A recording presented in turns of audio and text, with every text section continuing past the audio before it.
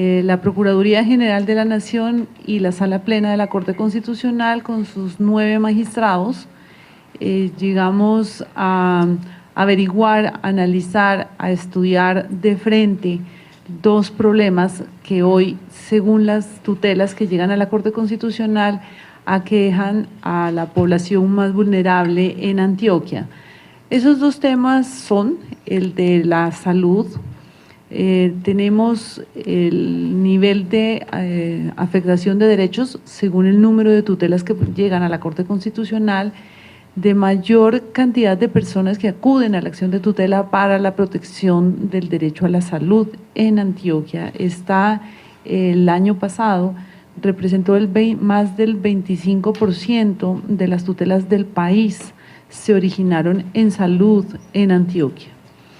Y el segundo tema que está increciendo, que está aumentando de manera considerable en el número de tutelas que llegan a la Corte, el de las personas privadas de la libertad.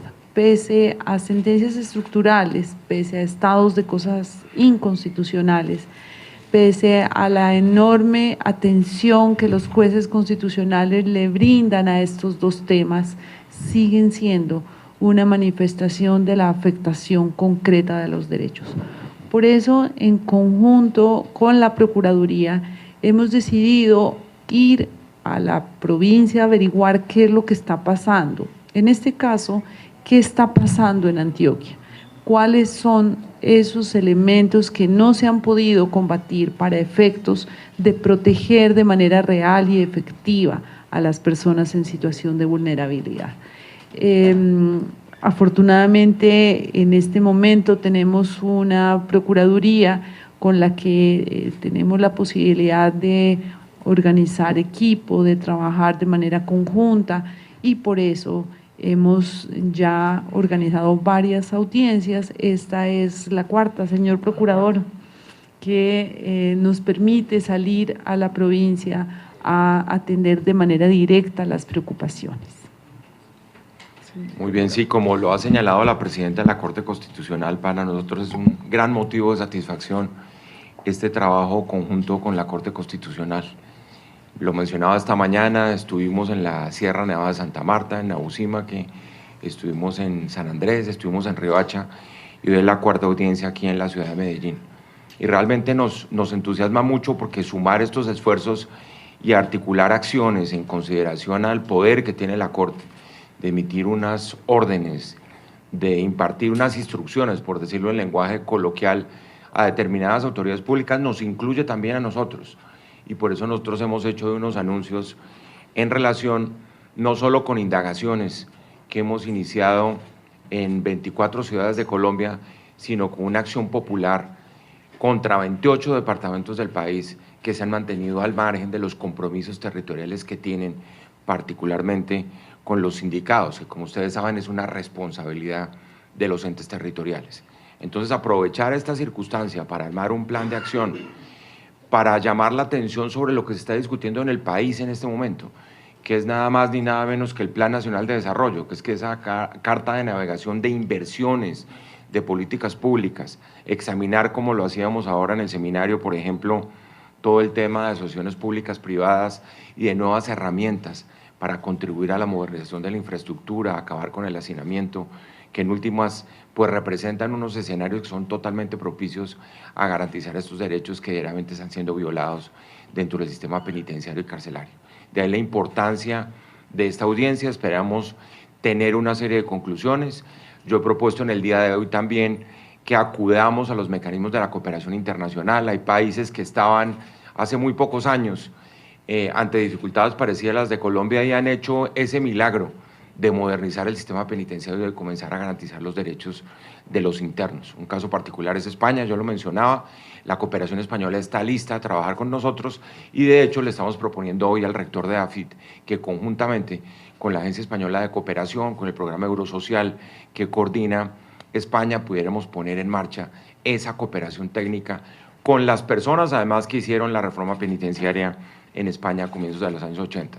Para esto, por supuesto, se necesita un plan de inversiones del gobierno nacional, pero igualmente un compromiso de alcaldes y gobernadores, que ese es otro de los puntos que levantamos, en el sentido de que no solo los que se van ahora el 31 de diciembre, sino los que llegan, tiene que ser un punto trascendental, porque aquí se trata es de respetar, además, y acatar, como ha sido, digámoslo así, nuestra obsesión de la Procuraduría, estas decisiones de la Corte Constitucional, que ha sido el motor fundamental de tantas transformaciones que este país necesita para hacer de verdad, como lo proclamamos en el año 91, un verdadero Estado social de derecho. Pregunta de RCN Radio.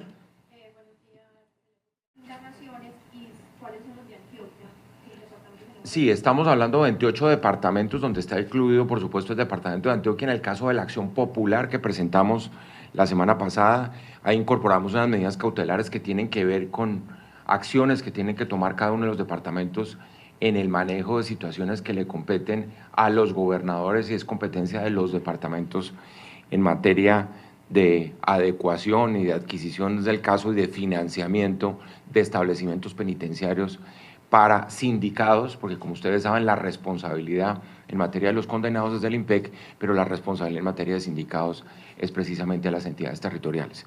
Y en ese mismo orden de ideas, la indagación, porque a raíz de las decisiones que tomó la doctora Gloria Estela como magistrada ponente de esa sala de decisión, nosotros le enviamos hace más de un año muchas comunicaciones a los alcaldes en este momento, a quienes les estamos hablando de una indagación, porque en buena parte de esos casos ni siquiera ha habido respuestas a las solicitudes de la Procuraduría. Pregunta canal H3N. Para la presidenta de la Corte, y es usted ahora en sus palabras decía que se ha tratado de instruir a los jueces frente a dos temas puntuales, las tutelas para cerrar cárceles y las privaciones de libertad. ¿Nos precisa esas orientaciones? Muchas gracias por su pregunta. Hice una referencia bastante rápida, lastimosamente no quedó muy claro por lo que me di cuenta en el ambiente. Ese fue un auto proferido hace poco tiempo, es el auto 110 del 2019, que profirió la Sala de Seguimiento de Cárceles a esta sentencia de hacinamiento de cárceles. Ese auto lo que le dice a los jueces como un criterio o una instrucción sin afectar autonomía judicial, pero como un criterio de definición e interpretación del alcance de los derechos fundamentales, le dice, usted juez tiene que hacer cumplir la orden de un juez de privar a una persona de la libertad. Esa decisión debe cumplirse, es una decisión judicial. Si hay una decisión judicial que le dice, esta persona debe estar privado de la libertad en un establecimiento penitenciario, es una orden imperativa. Por eso, usted tiene dos alternativas. Una alternativa es mantenerla en los centros de reclusión transitorio o enviarlo a la cárcel, que seguramente va a estar hacinada. Pero si está el grado de afectación mucho más grande en los centros transitorios, tiene que enviarlo necesariamente en forma inmediata y automática a los centros de reclusión, aún se mantenga el hacinamiento. Si en este centro penitenciario no hay un grado tan o hay un grado tan grave de afectación de los derechos de las personas que termina siendo menos grave dejarlos en los centros transitorios, tome la decisión de permitirles que se mantengan en los centros transitorios. En otras palabras, escoja cuál es el mal menor, pero no cierre cárceles si eso va a propiciar un grado de afectación tan grave a los derechos de las personas detenidas que van a estar mucho peor en los centros transitorios. Sí, son 28, acá les puedo leer, si ustedes me permiten, abro acá.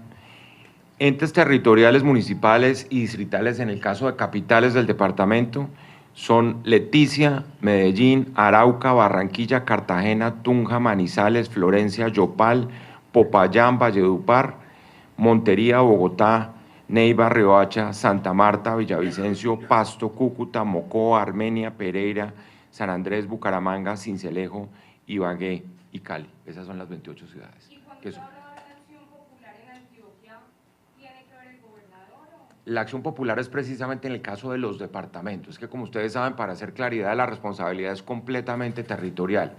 Y lo que pasa es que simplemente están mirando para otro lado, y eso es inaceptable.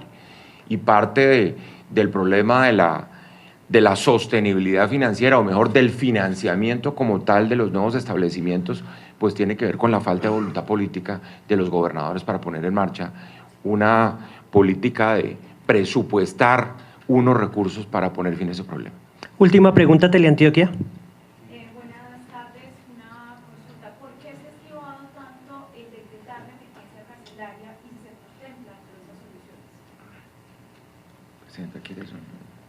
Pues realmente esa es una decisión del Poder Ejecutivo, o sea, esa es una decisión que involucra al presidente de la República.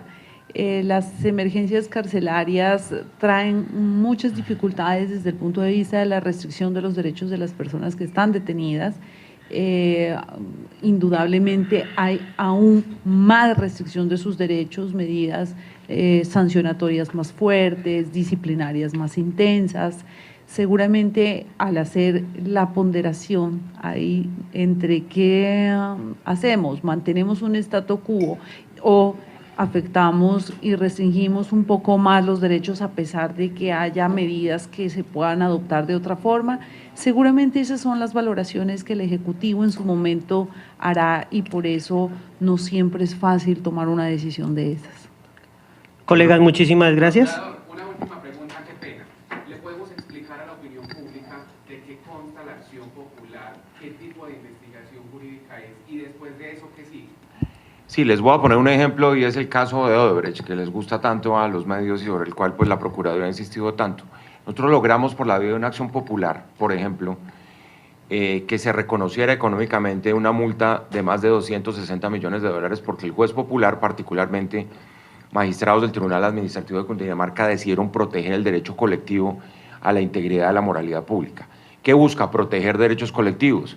Son acciones que se consagraron en la Constitución de 1991 y que en este caso obligarían a la autoridad pública a tomar cartas en el asunto, para decirlo en la forma más coloquial posible, a asumir su responsabilidad en el diseño de una política carcelaria y penitenciaria, que no la han asumido todavía, a disponer que en sus herramientas de planeación y de presupuesto se incorporen recursos y se creen políticas públicas relacionadas con los establecimientos penitenciarios y carcelarios y no se le deje eso únicamente como una responsabilidad del gobierno nacional.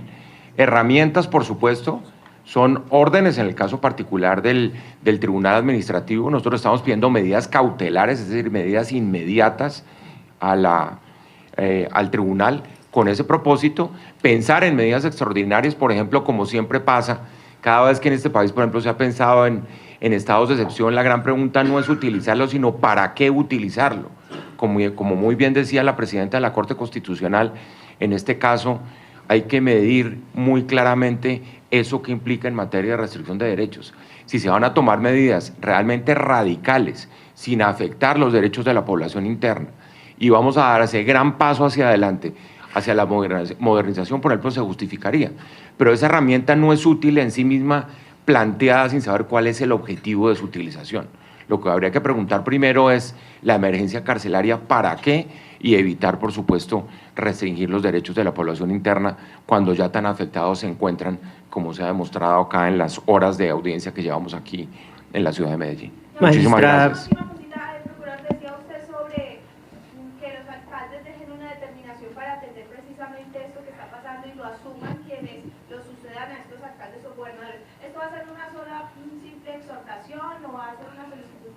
Precisamente por eso iniciamos la indagación. Se ha iniciado un proceso disciplinario. La indagación disciplinaria supone el inicio de un proceso disciplinario para demostrar que somos serios y que además acatamos las órdenes de la Corte Constitucional en esa materia.